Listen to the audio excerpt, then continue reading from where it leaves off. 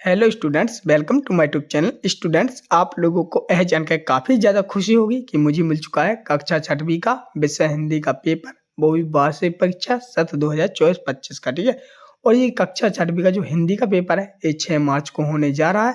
तो ये वीडियो 6 मार्च के लिए काफ़ी ज़्यादा महत्वपूर्ण होने वाली है। साथ ही पेपर भी महत्वपूर्ण होने वाला है, क्योंकि इसमें वे सभी क्वेश्चन है जो आपके पेपर में काफ़ी ज़्यादा आने की संभावना रहेगी। ठीक है, तो चलिए शुरू करते हैं। तो सब बताओ, आप लोग देख लीजिए यहाँ पर जो आपका समय है जो 2.5 घंटा रहेगा, वो कक्षा 6 और यहाँ पे पूर्णांक 60 दिया गया है। ठीक है, तो आपको 2.5 घंटे में आपको 60 नंबर का पूरा पेपर करना है। ठीक है, तो किस प्रकार से करेंगे पूरा मैं A to Z जानकारी देने वाला हूँ, क्योंकि जो कक्षा 6वीं का जो पेपर है ये आपका पहला हिंदी का पेपर है। तो आप लोगों को घबराहट हो रही हुई कि हमारा पेपर किस प्रकार का आएगा, किस प्रकार से नहीं आएगा।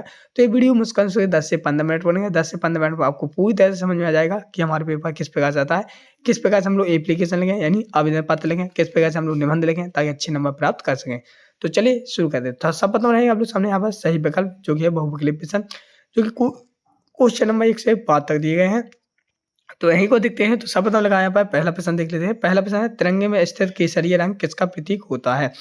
तो अगर आप लोगों को पता है तो बेशक कमेंट करें कि इसका ऑप्शन सही है बात, जो भी आपको सही लगे कमेंट कर सकते हैं। ठीक, जिससे आपको मुझे भी पता लगे कि आप पे कितना बनना है और कितना नहीं बनना। ठीक है, तो पहला ऑप्शन है आ, समृद्धि का, ब त्याग का, सा शांति का, द धर्म का। तो यहाँ पे एक बच्चे ने कमेंट किया है, सर इसका ब ऑप्शन सही है त्याग का। तो बिल्कुल सही आंसर दिया है, ब ऑप्शन सही है इसका, ब ऑप्शन सही है त्याग का। तो इसी प्रकार से आप लोग कमेंट करते जाएं और सही से आंसर भी बताते जाएं, ताकि हमें भी पता लगे कि आप लोगों का कितना बन रहा है, आप लोग कितनी तैयारी है। ठीक है, और जिनको नहीं पता तो उनके लिए मैं कमेंट में आंसर ही बताता रहा हूँ और मुझे भी बोलता जा रहा हूँ, तो आप लोग सीखते भी जाएंगे। ठीक, दूसरा देखते हैं। दूसरा है, केरल को नारियल का क्या कहते हैं। केरल जो है एक राज्य है, तो उसको नारियल का क्या कहते हैं। तो केरल को क्या कहते हैं, आ हो जा बगीचा, बा जंगल, सा सागर, दा खेत। तो क्या कहते हैं। तो यहाँ पर फिर एक बच्चे ने कमेंट किया है कि सर इसका ऑप्शन सही है बगीचा। तो ठीक है, तो क्वेश्चन नंबर 2 का हो जाएगा ऑप्शन बगीचा। तो केरल को नारियल का बगीचा कहते हैं।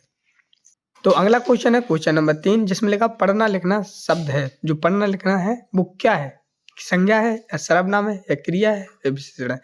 तो इसका सही आंसर हो जाएगा क्या, क्रिया। क्या जो अपन लोग पढ़ते लिखना क्या क्रिया है, मतलब जो अपन लोग करते हैं वही क्रिया कहलाता है। ठीक है, तो पढ़ना लिखना क्या क्रिया है। अगला क्वेश्चन क्वेश्चन नंबर 4, जिसमें लिखा है उज्जैनी सम्राट का नाम था। जो उज्जैन के सम्राट थे उनका क्या नाम था, कालिदास, राजा भोज, शिवजी या विक्रमादित्य। तो इसका सही आंसर हो जाएगा द ऑप्शन, जिसमें हो जाएगा विक्रमादित्य।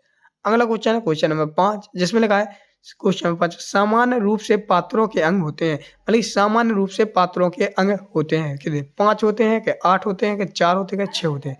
तो इसका सही आंसर हो जाएगा आप लोग सामने यहाँ पे हो जाएगा 5, यानी कि ऑप्शन सही है इसका 5। तो स्टूडेंट इस प्रकार से आप लोग सामने यहाँ पर क्वेश्चन नंबर 1 से 5 तक आपके सही विकल्प पूरी तरह से कंप्लीट हो चुके हैं।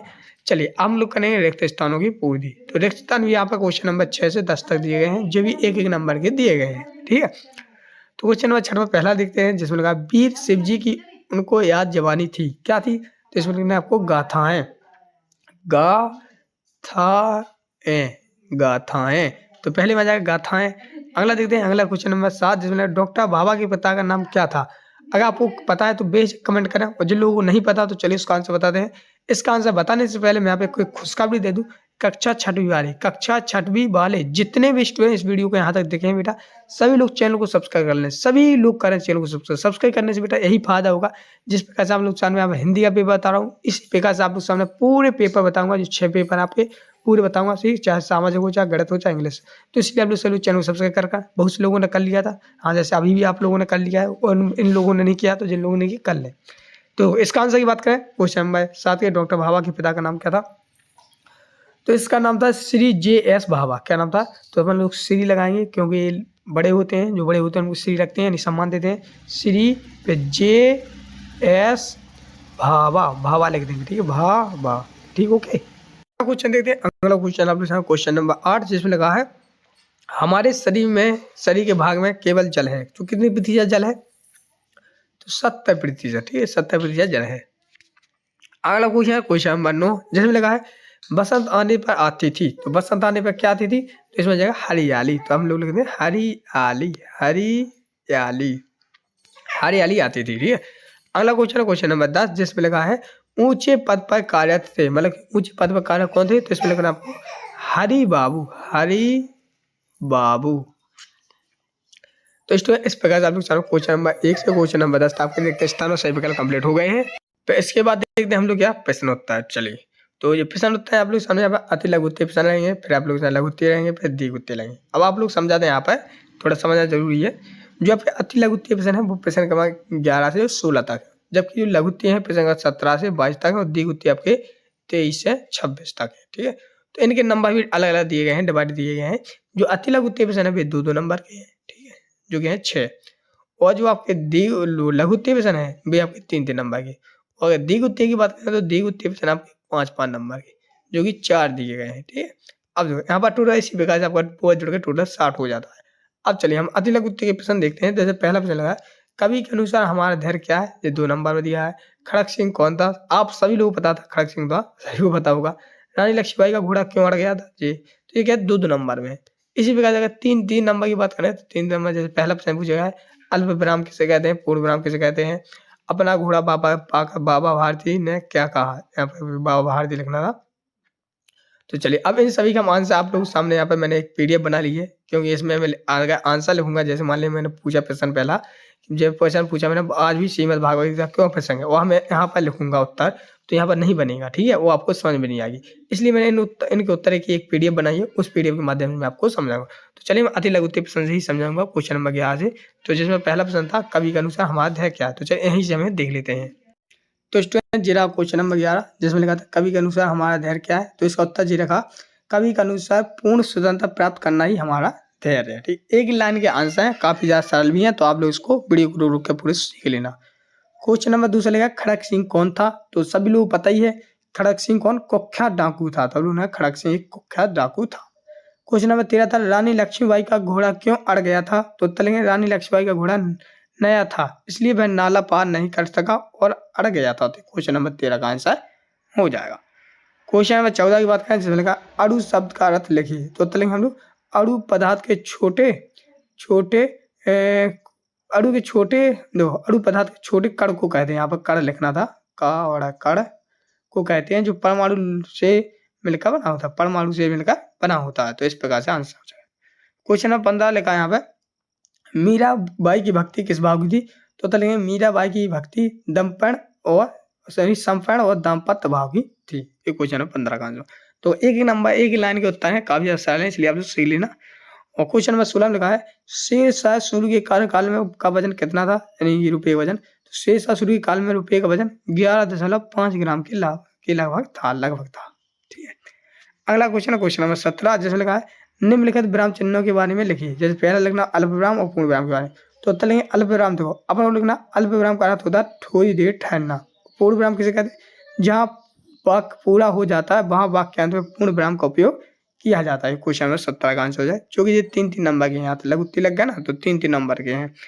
तो क्वेश्चन नंबर 18 देखते हैं, अपना घोड़ा वापस पाकर बाहादी ने क्या कहा, तो लिखेंगे अपना घोड़ा वापस पाकर बाबाजी ने कहा कि अब कोई गरीबों की सहायता से मुँह नहीं मोड़ेगा।